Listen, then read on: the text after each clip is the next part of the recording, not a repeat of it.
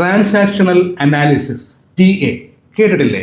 അവരിൽ നിന്ന് നമ്മൾ സെയിൽസുകാർക്ക് പഠിച്ചെടുക്കാവുന്ന ഒരു സൂപ്പർ ടെക്നിക്കുണ്ട്. നമ്മളിൽ എല്ലാവരിലും ഒരു അഡൾട്ടുമുണ്ട്, ഒരു ചൈൽഡുമുണ്ട്. നമ്മുടെ ചൈൽഡ് നമ്മളോട് പല സാധനങ്ങളും വേണമെന്ന് പറയാറുണ്ട്. ഇപ്പോൾ എത്ര പ്രായമായെങ്കിലും പറയും. നമുക്ക് ഇഷ്ടമുള്ള വാഹനങ്ങളൊക്കെ കാണുമ്പോൾ അതൊന്ന് വാങ്ങിച്ചാലോ എന്നൊക്കെ തോന്നാറുണ്ട്. പക്ഷെ നമ്മളൊന്നും ചെയ്യാറില്ല, കാരണം നമുക്കത് സെറ്റാവില്ല. ഇതേപോലെ സെയിൽസ്മാൻ്റെ ഉള്ളിലും ഒരു അഡൾട്ടുമുണ്ട്, ഒരു ചൈൽഡുമുണ്ട്. കസ്റ്റമറുടെ ഉള്ളിലും ഒരു അഡൾട്ടുമുണ്ട്, ഒരു ചൈൽഡുമുണ്ട്. അപ്പോൾ നമ്മുടെ ഓഫറിന് എപ്പോഴും നോ പറയുന്നത് കസ്റ്റമറിലെ അഡൾട്ടായിരിക്കും.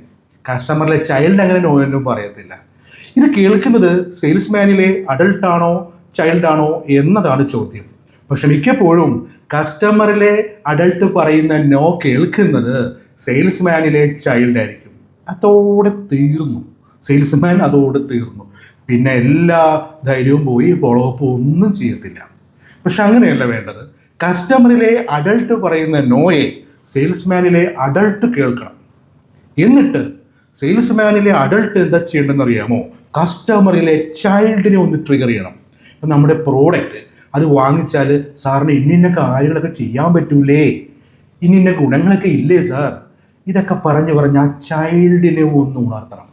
അപ്പോൾ സെയിൽസ് അവിടെ നടക്കും.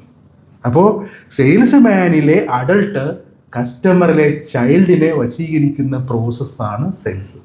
സെയിൽസുകാരൻ്റെ ചൈൽഡിനെ നമ്മൾ ആ പ്രദേശത്തേക്ക് ഒന്നും കൊണ്ടുവരരുത്. കസ്റ്റമറെ നോ കേട്ട് തളർന്നു പോകരുത്. അഡൾട്ടായിട്ട് നിന്ന് വേണം സെയിൽസ്മാൻ കൈകാര്യം ചെയ്യാൻ കാര്യങ്ങൾ. കസ്റ്റമറിലെ അഡൾട്ടിനെ മാറ്റി കസ്റ്റമറിലെ ചൈൽഡിനെ സെയിൽസുകാരനിലെ അഡൾട്ട് കണ്ടെത്തുമ്പോൾ അവിടെ ഒരു സെയിൽസ് നടക്കും.